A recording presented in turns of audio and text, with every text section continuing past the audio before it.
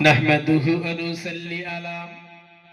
رسوله الكريم أما بعد فقد قال الله تعالى أيضا في كلامه المجيد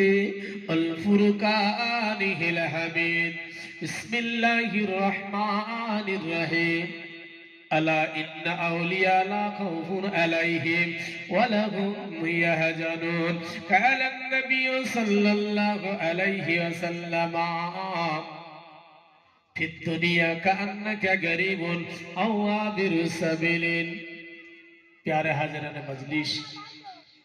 मुअज्जज मुकर्रम उलामाए किराम सुधी सम्मुखे उपस्थित काबा बैतुल्लाह मदीना मनोहरा पड़ी देवा हुज्जाजुल किराम আমার বয়োজ্যেষ্ঠ আমার আব্বাজান আমার ভাইজানেরা অতি স্নেহের ছোট ছোট কচি কচি বেগুনা মাসুম বাচ্চারা पर्दार अंतर आड़ाले धार्मिक आमार दीनदार परेजगार अल्लाह वाला पर्दा नशीना धार्मिक आमार माओ कलेमार बोनेरा आज এই পবিত্র সাহেবে দাউদের মাজমা ইন্তেজাম करने वाला আমার বাবাজিরা অর্থাৎ আমার বাড়িওয়ালা ভাইজানেরা আলহামদুলিল্লাহি রাব্বিল আলামিন পরম করুণাময় সর্বশক্তিমান আল্লাহ পাকের দরবার শরীফে অসীম প্রশংসা লাখো কোটি শুকরিয়া যে তিনি আমার দিওয়াকে সুন্দর প্রাকার থেকে নিয়ে জায়গায় বসিয়ে আল্লাহ পাকের পুত পবিত্র গুণবাচক নামগুলি আমাকে আপনাকে শ্রবণ করিয়েছেন সুস্থ হালাতে সুস্থভাবে সেই মহান রব রব্বুল আলামিনের দরবার শরীফে আমি আপনি গুনাহগার খাতাকার পাপী পাপিষ্ঠকে আল্লাহ এই জায়গায় এনে বসিয়েছেন সেই মহান রব সেই রব্বুল আলামিনের দরবার শরীফে শুকরিয়া একবার পড়ি আলহামদুলিল্লাহ জোরে বলতে পারলেন না আলহামদুলিল্লাহ সেই আল্লাহ পাককে আরো লাখ লাখ কোটি কোটি শুকর জানাই যে তিনি আমাদিওকে তার প্যারে হাবিব আখিরি জামানার নবী সরওয়ার দু আলম শফিউল মুজনবী রাহমাতাল লিল আলামিন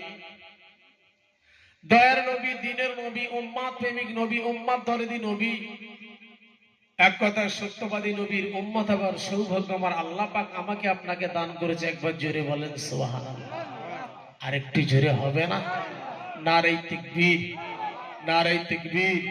সিলসিলায়ে হক ফুরফুরা শরীফ সিলসিলায়ে হক ফুরফুরা শরীফ সিলসিলায়ে হক ফুরফুরা শরীফ নারে তাকবীর নারে তাকবীর ছিলাম না এসেছি থাকবো না চলে যাব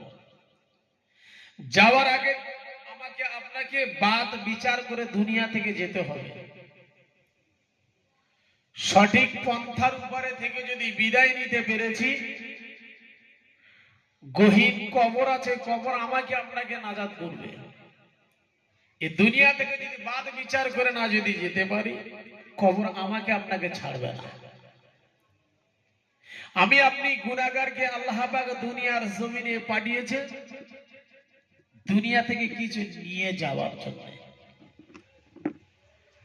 এই জগতে আমি আপনি ছিলাম না এসেছি থাকবো না চলে যাব কেউ চিরস্থায়ী আমরা থাকবো না আমরা শিক্ষা নিয়ে শিক্ষায় শিক্ষিত হয়েছি সেভাবে আমাকে আপনাকে তৈরি হতে হবে দুনিয়ায় এখন সব পেয়েছেন সবকিছু আছেন কিন্তু মৃত্যুর পরে কিছু আপনার কাছে থাকবে না বলেন না আমি পবিত্র কালামুল্লাহ শরীফ থেকে ছোট একটা আয়াত পাঠ করেছি বিশ্ব নবীর জবান মোবারক থেকে ছোট একটা কথা আমি পেশ করেছি আল্লাহ পাক যদি এই আয়াত আর এই রাসূল পাকের হাদিস থেকে কিছু আমার জবান থেকে বলিয়ে দেয় আমি আপনাদের মাঝে শেয়ার করব আল্লাহ যেন আমার এই নাপাক জবান থেকে দুই চার কথা বলার তৌফিক দেয় বলেন আমিন জোরে বলা যাবে না আমিন